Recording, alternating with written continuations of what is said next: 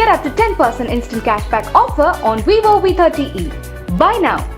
Legend Saravana Stores in Akshaya Trithiyai offer. சவரனுக்கு ரூபாய் 1000 தள்ளுபடி. மே 12 வரை. நான் தான் புரட்சிகர தேசிய முன்னணி கழகத்தின் 18வது வார்டு வெற்றி வேட்பாளர் பாண்டியன். நான்லாம் சிஎம் அண்ணன் வச்சுக்கவே முதல்ல தலைவர் பாணியில் இந்த உள்ளாட்சி தேர்தல் நடத்த விடாம பண்ணிக்கிறேன். முதல்வர் அண்ணன் பாண்டியன். மீனாட்சி வணக்கம். மீனாட்சி சார் வணக்கம். நிறைய பேருக்கு ஒரு சந்தேகம் இருக்குது. உங்கள் நண்பர் குற்றச்சாட்டில் இருக்கார், விசாரணை நடக்குது, தீர்ப்பு நீங்கள் சொன்ன மாதிரி நீதிமன்றம் தான் சொல்லணும், அதில் எந்த இதுவும் இல்லை. இவ்வளோ வருஷம் நீங்கள் நண்பராக இருக்கும்போது அவர் என்ன தொழில் பண்ணார், சட்ட விதி இல்லாமல் மறைமுகமாக என்ன தொழில் பண்ணாருன்னு அது உங்களுக்கு தெரிஞ்சிருக்க வாய்ப்பு இல்லை. ஆனால் அந்த பணம் அப்படிங்கிறது வெளியே வரும்போது உங்களுக்கு எந்த இடத்துலையுமே சந்தேகம் வரலையா? இவ்வளோ பணம் எப்படி வந்தது, அவர் பின்னணி என்ன? ஏன்னா இவ்வளவு நெருக்கமாக இருக்கும்போது எந்த இடத்துலையோ எந்த காலகட்டத்திலையும் அந்த சந்தேகம் உங்களுக்கு வரலையா? இந்த கேள்வியை லைக்காவுடைய ஓனர்கிட்ட என்னைக்காவது கேட்டிங்களா? சுபாஷ் கரண்ட்டை என்னைக்காவது கேட்டிங்களா? அவங்க ஒரு சட்ட ரீதியாக ஒரு தொழில்னு ஒன்று பண்ணுதாங்க லைக்கான்னு. அவருக்கு என்னென்ன பிரச்சனைலாம் யூரோப்பில் இருக்குன்னு தெரியுமா உங்களுக்கு? அப்புறம் ஒரு பெரிய கார்ப்பரேட் கம்பெனி வந்தால் கேட்க மாட்டீங்க, தனியார் வந்து என்ன மாதிரி ஆள்கிட்ட கேட்பீங்கன்னா என்னங்க?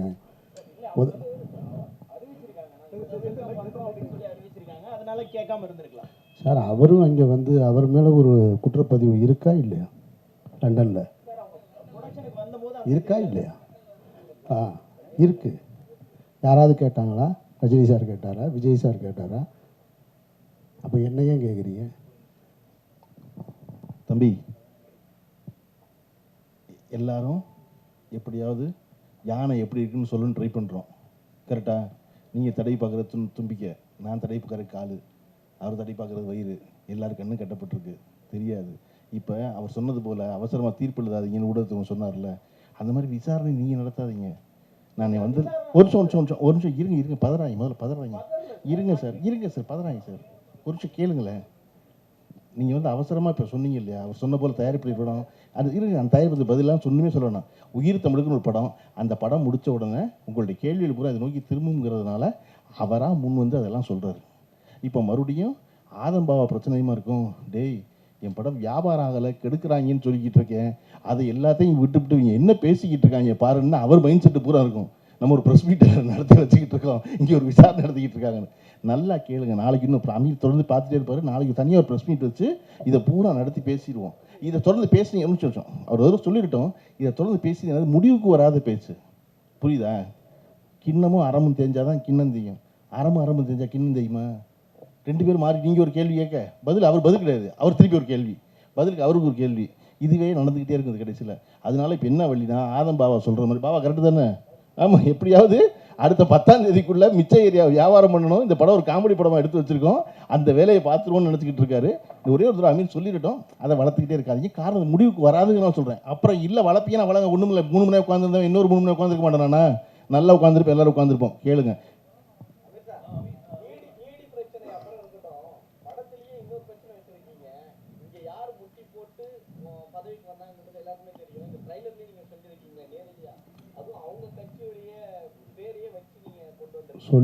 சொல்ல வச்சாங்க, அதுக்கு அவர் தான் பதில் சொல்லுவார். அவர் தானே எழுத்து தயாரிப்பு இயக்கம்னு போட்டிருக்காரா இல்லையா? அவர்கிட்ட தான் நீங்கள் கேட்கணும்.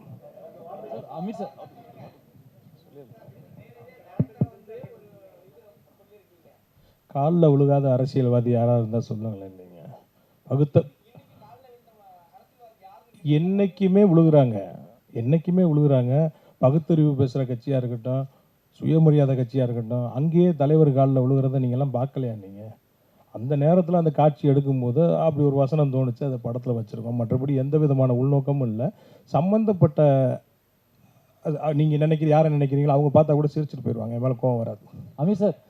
அமீர் சார் இங்கே பரத் இங்கே. வணக்கம் தலைவா, ஒரே ஒரு கேள்வி மட்டும்தான், நான் முடிச்சுடுங்க தம்பி, அமைதியாக இருந்தால் கொஞ்சம். யாராவது ஒருத்தர் ஒருத்தரா கேள்வி கேளுங்க. மைக் கொடுத்திருக்கோம், மைக் உங்க கையில வந்ததுக்கு அப்புறம் கேள்வி கேட்டா நல்லா இருக்கும்.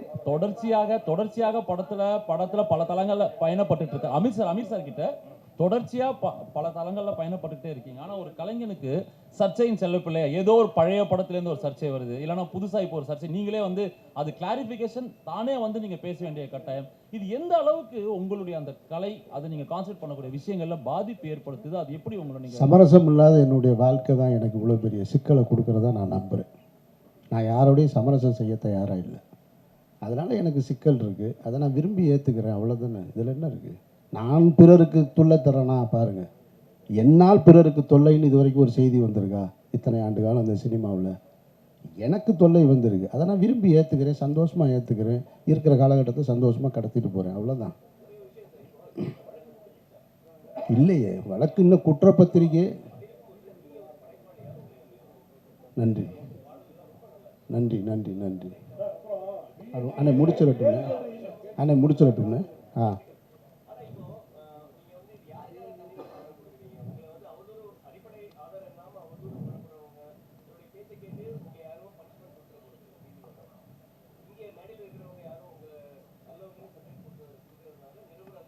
இல்லை, நியாயமான பேச்சு.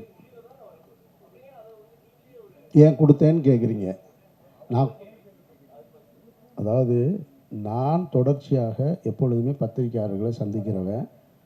இந்த வழக்கு குறித்து எங்கிட்ட இந்த சர்ச்சை தொடங்கின உடனே எங்கிட்ட தொடர்பு கொண்டு ஒரு பேட்டி வேணும், இது குறித்து கேட்கணும்னு கேட்கும்போது நான் சொன்னேன், இந்த மாதிரி விசாரணை சம்மன் வந்திருக்கும் பொழுது என்னை தொடர்பு கொண்டாங்க. அப்போ நான் சொன்னேன், நான் விசாரணையை முடிச்சுட்டு வந்து ஒரு 3-4 நாளில் சந்திக்கிறேன்னு சொன்னேன்.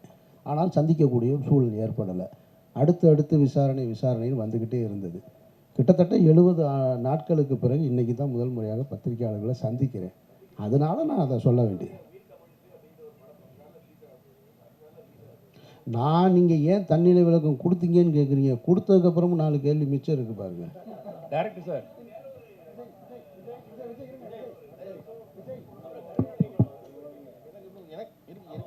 நான் சும்மா வாழ்த்த வந்த இடத்துல என்னை மாப்பிள்ளை ஆக்காதீங்க. நீங்க யாரு? Director sir. ஆமா, தேசிய இருக்கு. ஓகே, உங்களுக்கு என்ன படம், என்ன மலர் பிடிக்கும் உங்களுக்கு?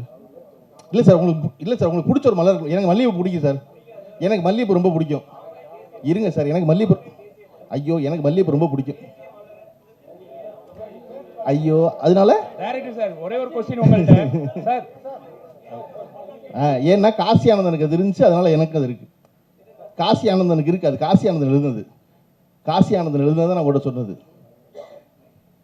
டைரக்டர் சார், படத்தை வந்து பிஸ்னஸ் பண்ண விடலன்னு சொல்லி நீங்கள் சொல்லியிருந்தீங்க. உங்கள்கிட்ட ஒரு ஆடியோ இருக்குன்னு வேற சொல்லியிருந்தீங்க. அதை நீங்கள் இப்போ சொன்னதே வந்து பெரிய சர்ச்சையாகும். இப்போ இதை பற்றி பேசுவாங்க, யாரா இருக்கும் என்னன்னு. அதை நீங்கள் ஓப்பனாக சொல்லிட்டீங்கனாலே அது முடிஞ்சிடும்ல. இப்போ யார் இவங்க தான் எங்களுக்காண்டி இது படத்தை வெளியிட பிரச்சனை பண்ணுறாங்க அப்படிங்கிற மாதிரி.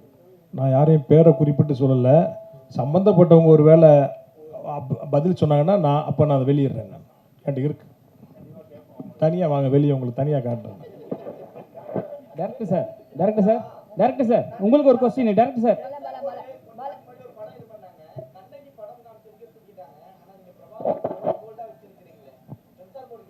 இல்லை கேட்டிருக்காங்களே, ஒரு இடத்துல கட் பண்ணியிருக்காங்களே. சென்சார் போர்டு வந்து அந்த பாடல் காட்சியில் அந்த சீருடையோடு இருக்கிற மாவீரன் பிரபாகரன் அவர்களுடைய புகைப்படத்தை சென்சார் பண்ணியிருக்காங்கல்ல. இது வெளியில் இருக்குது, படத்தில் கட் பண்ணியிருக்காங்க. சார் தமிழ்நாட்டில் அத்தனை அரசியல்வாதிகள் இருக்காங்க. உங்களுக்கு தான் இங்கே அரசியல்வாதி இருக்காங்க. ஏடிஎம்கே சைடில் வந்து 2 பேர் போட்டீங்க. அண்ணா இருக்கார், பேரறிஞர் காமராஜர் இருக்காங்க, சரிங்களா? காமராஜர்லாம் இருக்காங்க. அவர்களாம் விட்டு பிரபாகரன் ஃபோட்டோ போட காரணம் என்ன? ஏன்னா கட் அவுட்டு, ஏன்னா அவர் ஃபோட்டோ போட்டாவே யூடியூப்பில் மறைக்கிறாங்க, எல்லா சேனல்ஸ்லேயும் வந்து கட் பண்ணுறாங்க, எல்லா பிரச்சனையும் வருது. தெரிஞ்சு நீங்கள் போட்டிங்களா? என்ன காரணமாக இருக்கும்? அண்ணா காமராஜரை ஏன் போடலன்னா அப்போ நம்ம பிறக்கவே இல்லை. அதனால் நமக்கு தெரிஞ்ச தலைவர் இவங்க, அதை நம்ம போட்டிருக்கோம். ஐயா பிரபாகரனை போட்டது 1000 கைகள் மறைத்து நின்றாலும் ஆதவன் மறைவதில்லைங்கிற மாதிரி அவரோட புகழை யாராலையும் எந்த காலத்துலையும் மறைக்க முடியாது. அப்படி ஒரு வேளை இப்போ ஐயா பிரபாகரனை வந்து இருக்காருங்கிறதுனால நாங்கள் போட மாட்டோம்னா பரவாயில்ல. தனித்தனியாக தானே இருக்காங்க, பக்கத்தில் இருந்தாலும் தனித்தனியாக தானே இருக்காங்க. அமீரண்ணே உங்களுக்குண்ணே அமீரண்ணே இது வந்து அண்ணே. படத்தை தாண்டி தான். ஆனால் இது வந்து ஒரு உங்களுக்கு கேட்ட ஒரு கொஸ்டின். உங்களுக்கு நிறைய விமர்சனம் பண்ண ஒரு விஷயம். ஒருத்தர் காலையில் இது ஆகிட்டாரு, ஆக்சிடென்ட் ஆகிடுச்சு. அதை நீங்கள் எப்படி பார்க்குறீங்க? நான் இறைவன் மிகப்பெரியவன்னு பார்க்குறேன். நான் வேற எப்படி பார்க்க முடியும்?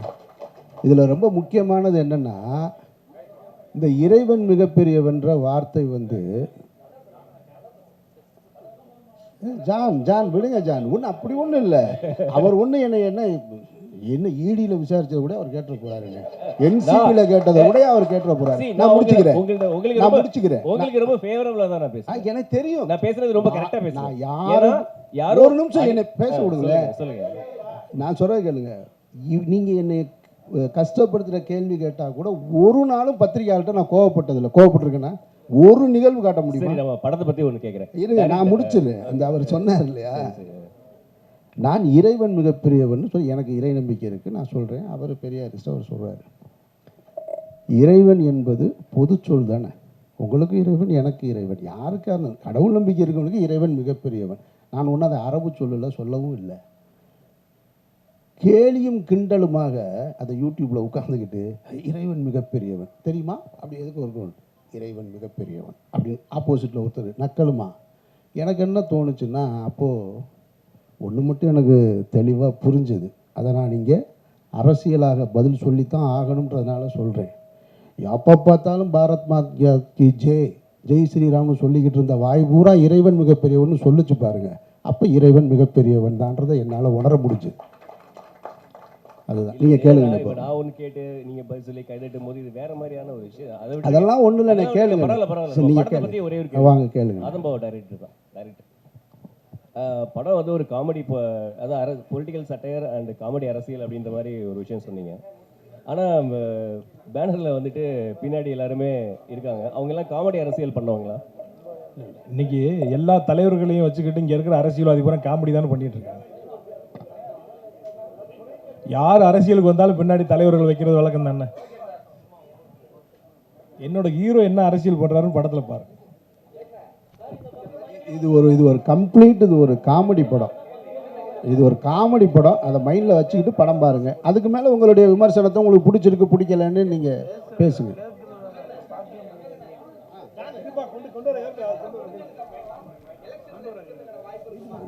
அப்படிலாம் எந்த திட்டமும் இல்லை.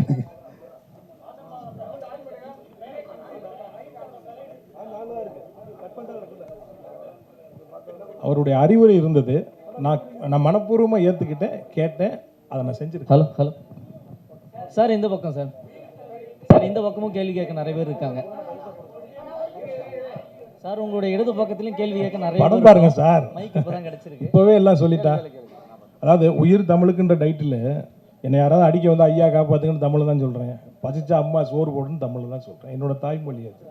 எங்கேயோ இருந்து வடநாட்டிலேருந்து வந்து இங்கே நம்ம பிரதமர் வந்து தமிழனா பிறக்கலைன்னு எனக்கு வேதனையாக இருக்குன்றாரு. நம்மளுடைய மொழி, நம்மளுடைய கவிதையும் கற்பனையும் கலையும் நம்ம தாய்மொழியில் தான் அது வரும். அதனால் டைட்டில் பாருங்கள், நாங்கள் தமிழோட விளையாடி இருக்கிறோம், கொஞ்சி இருக்கிறோம், கெஞ்சி இருக்கிறோம். நீங்கள் படம் பாருங்கள், உங்களுக்கு தெரியும், நீங்களும் அதை செய்வீங்க சார். இடியிலிருந்து நம்ம ஜாஃபர் சாதிக்கு நம்ம இப்போ படத்துக்கு வருவோம் சார். இப்போ அந்த படத்தில் வந்து இந்த டேபிள் கடியில்ன்ற வசனம் வந்து யூடியூப்பில் பார்க்கும்போது அது மியூட் பண்ணலை.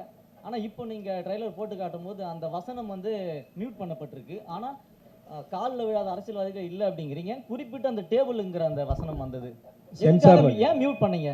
சென்சாரில் அது யாரையோ மென்ஷன் பண்ணதுன்னு அவங்க நினைக்கிறாங்க, அதனால் நீக்கிட்டாங்க. சென்சார் போர்டு எதுக்கு இருக்குன்னே தெரில. நீங்கள் பாருங்களேன், வெள்ளை கொக்குகளா எங்கள் காட்டை விட்டு போங்க வெள்ளை கொக்குகளான்னு சுதந்திரத்துக்கு முன்னாடி பாடினாங்க. அன்னைக்கு சென்சார் இருந்துச்சு. இன்றைக்கி நம்ம ஹீரோ பார்த்தீங்கன்னா 40 வெள்ளைக்காரனோட பாட்டு பாடிக்கிட்டு இருக்கான், நின்று டான்ஸ் ஆடிக்கிட்டு இருக்கான். இன்றைக்கி எதுக்கு இந்த சென்சார்? அவங்களுக்கு ஒரு அஜெண்டா இருக்குது, அவங்க செய்கிறாங்க, அவ்வளோதான். யூடியூப்பில் அது இல்லாதனால அது இருக்குது. நிறைய இருக்குது, நிறைய அரசியல் இருக்குது. அரசியல் படம் அடுத்தடுத்து இந்த படம் வெற்றி அடைஞ்சால் நிறைய ஸ்ட்ராங்கான படமே எடுப்போம். அதில் பாருங்கள். நன்றி நன்றி நன்றி. விழாவை சிறப்பித்த சிறப்பு விருந்தினர்களுக்கு மீண்டும் ஒரு முறை நன்றியை தெரிவிச்சுக்கிறோம். பிரஸ் அண்ட் மீடியா உங்க எல்லாருக்கும் ஸ்பெஷல் தேங்க்ஸ். வந்திருந்த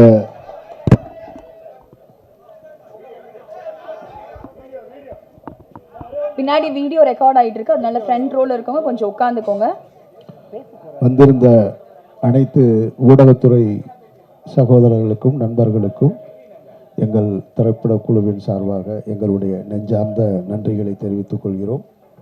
படம் பாருங்கள், உங்களுக்கு பிடிச்சிருந்தா உங்களுக்கு என்ன தோணுதோ அதுதான் விமர்சனம். உங்களுக்கு நல்லா இருக்குன்னா நல்லா இருக்கு, நல்லா இல்லைன்னா நல்லா இல்லை, அவ்வளோதான். நன்றி. மீண்டும் ஒரு விழாவில் சந்திப்போம். நன்றி.